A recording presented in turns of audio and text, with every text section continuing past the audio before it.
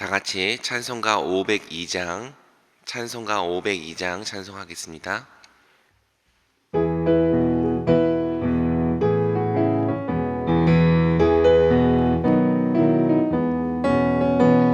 제사자들이여 어서 가서 어둠을 물리치고 주의 진리 모르는 백성에게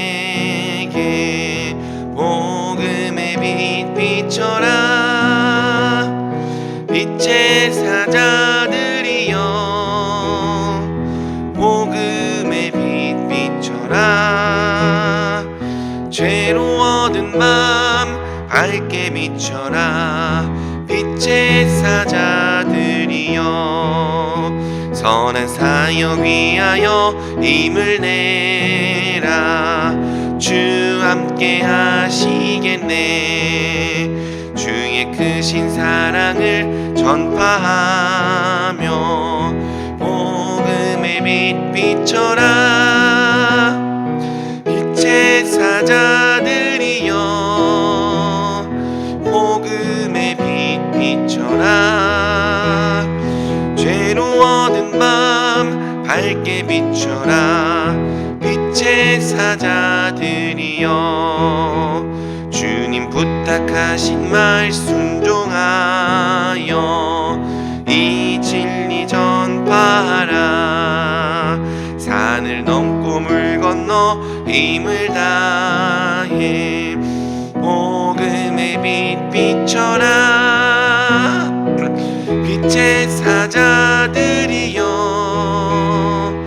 복음의 빛 비춰라. 죄로워든 밤 밝게 비춰라. 빛의 사자들이여 동서남북 어디나 땅끝같이 지하고 눈 어두워 못 보는 백성에게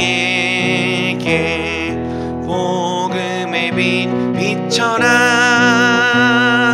빛의 사자들이여 복음의 빛 비춰라. 죄로워든 밤 밝게 비춰라. 빛의 사자들이여. 기도하겠습니다. 사랑이 많으신 하나님 아버지, 오늘도 우리를 이 새벽에 불러주신 은혜에 참 감사드립니다. 우리를 깨워주시고 또 주님 앞에 나와 주님을 독대하게 하시고 또 주님 앞에 우리의 모든 기도 제목을 아뢰게 하여 주신 은혜에 감사드립니다. 하나님을 아버지라 부르며 하나님의 모든 도우심을 의지할 수 있게 하여 주신 은혜에 감사를 드립니다.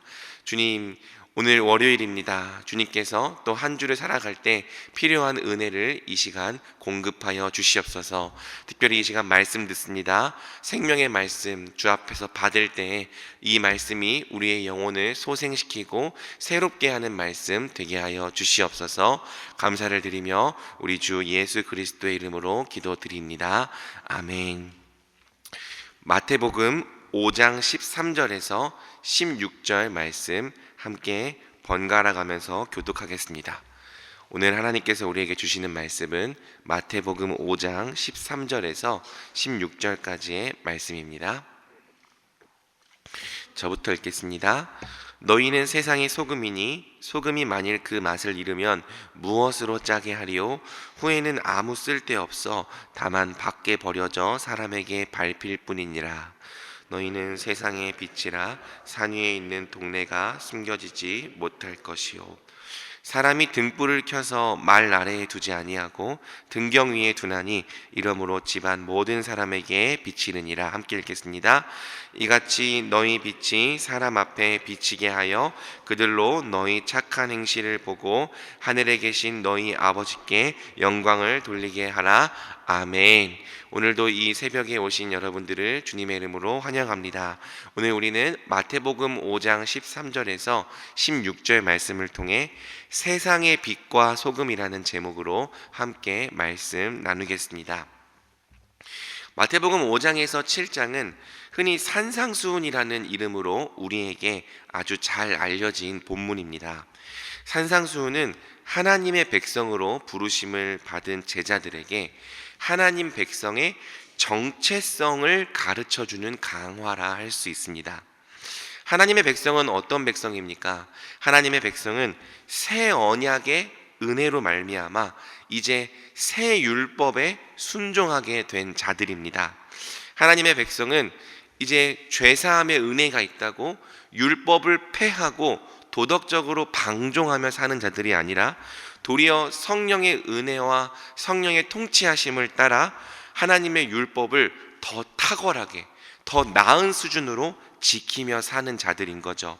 따라서 하나님의 백성은 율법을 더 탁월하게 지키는, 심지어는 바리새인들과 서기관들보다 훨씬 더 나은 방식으로 율법을 지키는 새로운 삶을 살아간다. 이것이 산상수훈 전체를 관통하는 핵심이라 할 수 있습니다. 오늘 본문은 지난 본문에 이어서 산상수훈의 서론에 속한 본문입니다. 5장 1절에서 12절, 소위 팔복이라 불리는 이전 본문은 하나님 백성의 새로운 삶의 방식, 라이프 스타일을 우리에게 가르쳐 주었죠. 심령이 가난하고 애통하고 온유하고 의에 줄이고 긍휼히 여기고 마음이 청결하고 화평케 하고 의를 위하여 박해를 받는 삶, 이는 소위 세상이 복되다고 말하는 삶과 전혀 정반대되는 삶입니다. 하지만 성경은 바로 하나님의 백성은 이렇게 살아가며 바로 이런 삶이 복되다고 말해주고 있는 것이죠. 오늘 본문은 지난 본문에 이어서 하나님의 백성이 어떤 존재인지를 우리에게 보여줍니다. 세상 안에서 하나님의 백성은 어떤 존재인지, 세상 안에서 하나님 백성이 어떤 역할을 하는지를 우리에게 가르쳐 주는 것이죠. 그 내용이 무엇인지 함께 본문을 통해 살펴보도록 하겠습니다. 먼저 13절은 하나님의 백성을 다음과 같이 정의합니다. 우리 13절 함께 읽어보겠습니다. 너희는 세상의 소금이니 소금이 만일 그 맛을 잃으면 무엇으로 짜게 하리요? 후에는 아무 쓸데없어 다만 밖에 버려져 사람에게 밟힐 뿐이니라. 아멘. 예수님은 우리를 향해 너희는 세상의 소금이다 말씀하셨습니다. 소금의 의미가 무엇인지에 대해서는 학자들마다 다양한 의견이 있습니다. 당시 소금은 아주 귀했죠. 너희는 세상에서 아주 귀한 존재다. 또 소금은 음식의 짠맛을 낼 뿐 아니라 생존에 꼭 필요한 염분을 제공했습니다. 너희는 세상에서 꼭 필요한 존재다. 또 소금은 음식의 부패를 방지하는 기능도 했죠. 너희는 세상을 썩지 않게 하는 존재다. 어떤 의미로 받아들이든지 소금은 꼭 필요하고 귀한 것입니다. 그 사실에는 변함이 없죠. 하나님의 백성은 이 세상에 꼭 필요하고 존귀한 존재인 거예요. 하지만 여러분, 여기에는 하나의 조건이 붙습니다. 소금이 만일 그 맛을 잃으면 무엇으로 짜게 하리요? 하나님의 백성은요, 그 본연의 짠맛을 낼 때에만 필요하고 존귀한 존재인 거죠. 만약 자신을 하나님의 백성이라고 자칭하는 사람들이 그 본연의 짠맛을 내지 못한다면 그는 아무런 쓸데가 없다고 예수님께서 말씀하시는 겁니다. 사실 이 부분에 있어서도 좀 다양한 해석이 있습니다. 엄밀히 말해서 소금이 짠맛을 잃어버리는 일은 결코 없기 때문이죠. 그래서 어떤 학자들은 이 본문의 소금이 염분이 포함된 돌이라고 주장합니다. 염분이 다 빠진 돌은 더 이상 짠맛을 내지 못해서 버려지는 경우가 있었다는 거죠. 또 어떤 학자들은 이 소금이 석회와 섞여 있는 혼합물이라고 주장합니다. 사해에서 증발을 통해 소금을 모으면 이 석회와 소금이 섞이는 일이 자주 벌어졌다고 합니다. 이때 석회가 너무 많이 섞인 소금은 짠맛을 제대로 내지 못했다고 해요. 그래서 똑같이 하얀색이고 소금처럼 보이지만 짠맛을 거의 내지 못하기 때문에 음식에도 사용될 수 없고 또 음식물을 부패를 방지하는 데도 사용될 수가 없어서 쓸데없는 것으로 여겨지고 버려지는 일이 있었다고 합니다. 또 어떤 학자들은요, 한 랍비의 표현을 이용해서 이 말이 잠언적인 표현이라고 주장하는데요. 이 소금이 만일 그 맛을 잃으면 무엇으로 짜게 하리요? 이 말이 소금이 그 맛을 잃을 수 있겠는가? 소금은 절대 그 맛을 잃어버릴 수 없다. 이런 잠언적인 의미라고 주장을 하는 거죠. 진짜 소금, 정말 그게 진짜 소금이라면 절대 맛을 잃지 않는다. 이런 표현이라고 주장한 학자들도 있습니다. 저는 산상수훈 전체 메시지를 살펴봤을 때 두 번째와 세 번째 해석이 가깝다고 생각합니다. 왜냐하면 산상수훈은요, 주여 주여 하면서도 하나님의 법을 행하지 않기 때문에 천국에 들어가지 못하는 거짓 신자들에 대해 말하고 있기 때문이에요.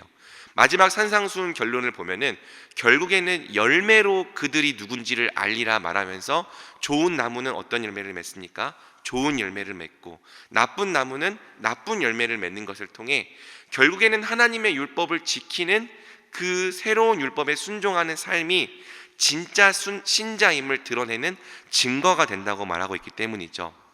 그래서 이 소금이 소금처럼 보이지만 사실은 소금이 아니었다든지, 아니면 소금은 그 맛을 절대 잃어버릴 수 없다든지, 이 두 번째와 세 번째 해석이 본문에 가깝다고 저는 생각을 합니다. 소금이었다가 소금이 아니게 되는 일은 없을 겁니다.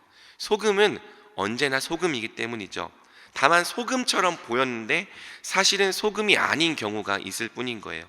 마찬가지로 진짜 하나님의 백성은 그 본연의 짠맛을 항상 낼 것입니다. 물론 약해질 때도 있지만 결코 그 본연의 짠맛을 잃어버리지 않을 것입니다. 하지만 외식하는 자, 곧 가짜 하나님의 백성은 마치 소금처럼 겉으로는 보일지라도 짠맛을 전혀 내지 못하는 거죠. 그래서 버려진다고 산상수훈은 말하는 거예요.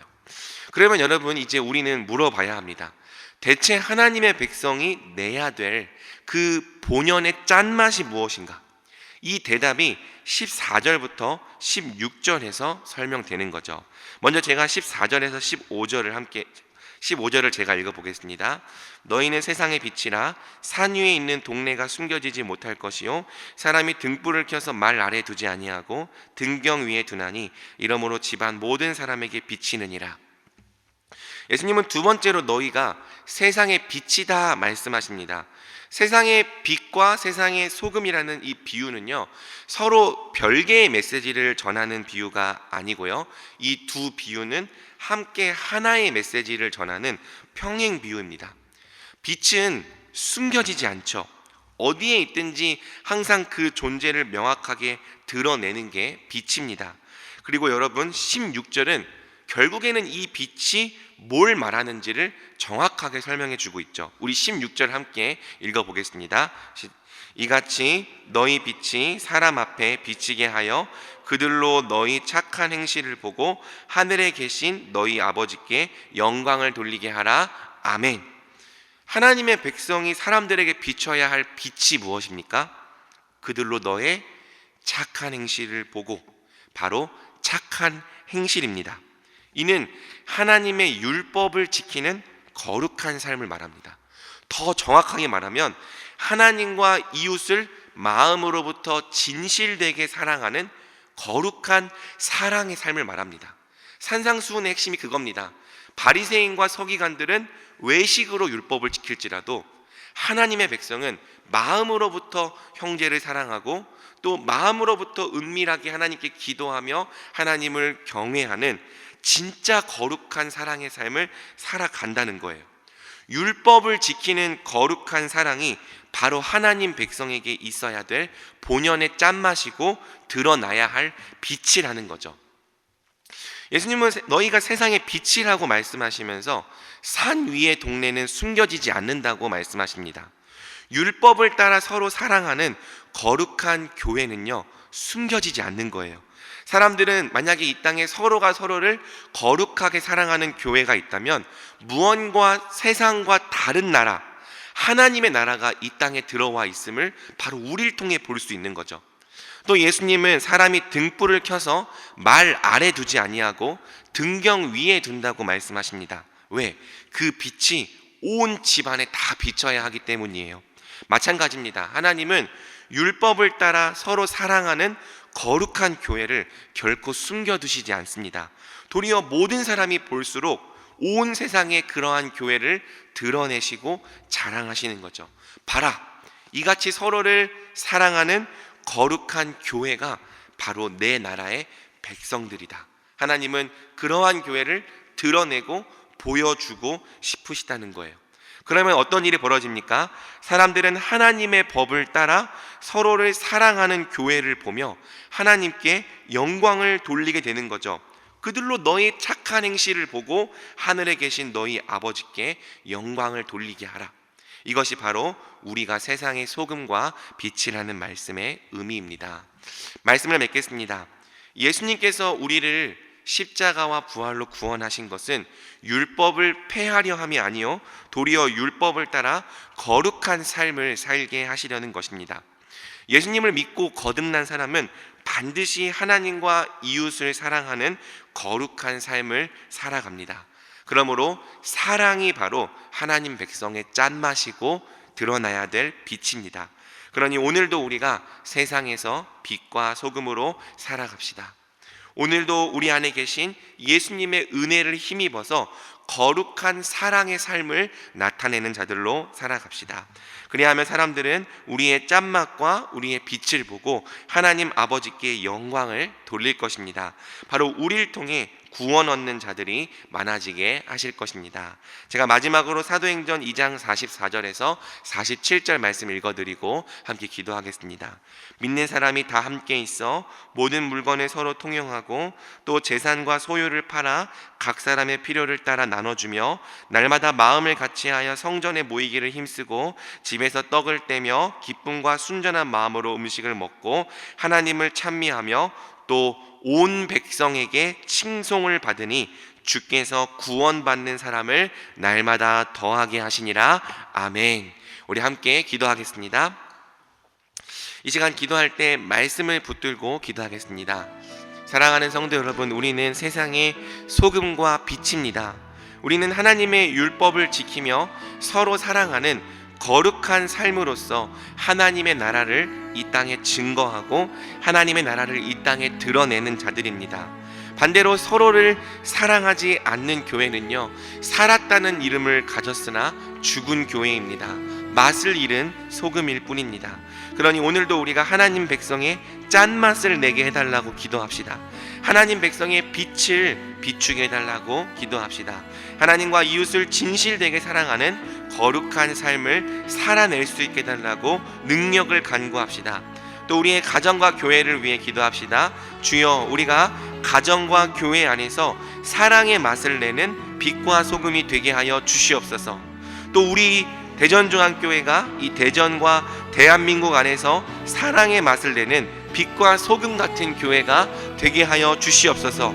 그리하여 우리의 빛을 보고 많은 사람들이 하나님께 영광을 돌리며 구원을 얻게 하여 주시옵소서. 우리 이와 같은 기도 제목으로 다 같이 주여 한번 부르고 기도하겠습니다. 주여. 하나님, 우리를 세상의 빛과 소금으로 불러주신 은혜에 감사를 드립니다.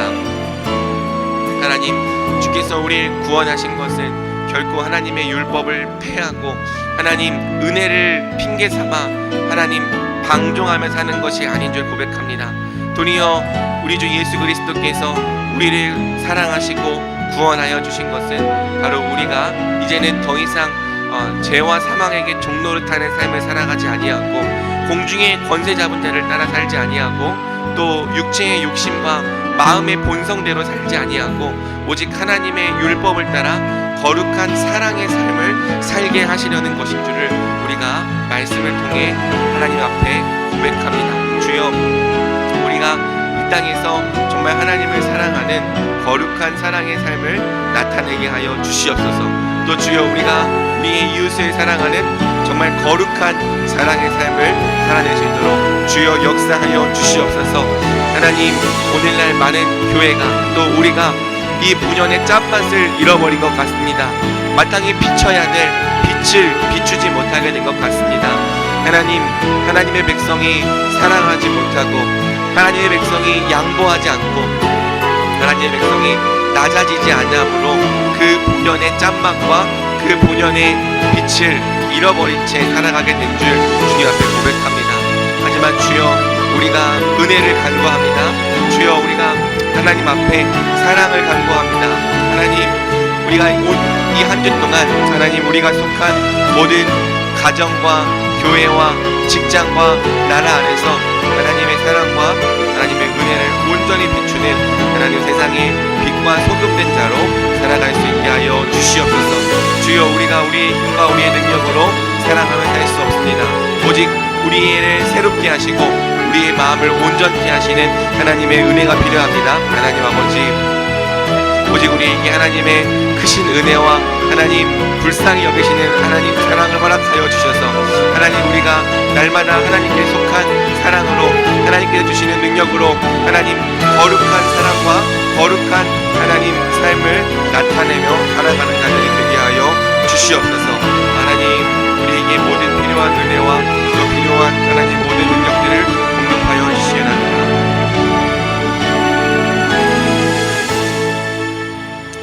매주 월요일은 특별히 성도들의 가정과 지역사회를 위해 기도하는 날입니다. 이 시간 기도하실 때 이번 한 주간도 모든 성도들의 가정이 하나 되고 자녀들이 형통하며 영육간 강건하게 하옵소서. 성도들의 생업과 사업장마다 하늘 문을 여시고 복을 내려 주옵소서. 성도들이 서는 곳마다 예수님의 향기를 나타내어 지역사회가 복을 받게 하옵소서. 그리고 계속해서 담임 목사님을 위해 기도해 주시고 온 교회가 성령으로 충만한 가운데 부흥의 역사를 이루게 해달라고 성도의 가정과 지역 사회를 위해 합심으로 기도하신 후 자유롭게 기도하시면 되겠습니다. 이 시간 기도하실 때 먼저 저를 따라해 주시기 바랍니다. 주여, 문을 열어 주옵소서. 주여, 문을 열어 주옵소서. 주여, 문을 열어 주옵소서. 주여, 문을 열어 주옵소서. 다 같이 주여 한번 부르고 합심으로 기도하겠습니다. 주여, 주여, 문을 열어 주옵소서. 하나님, 우리 성도님들의 가정을 주께서 돌보시고 책임져 주시옵소서. 하나님, 가정의 문을 열어 주시옵소서. 하나님,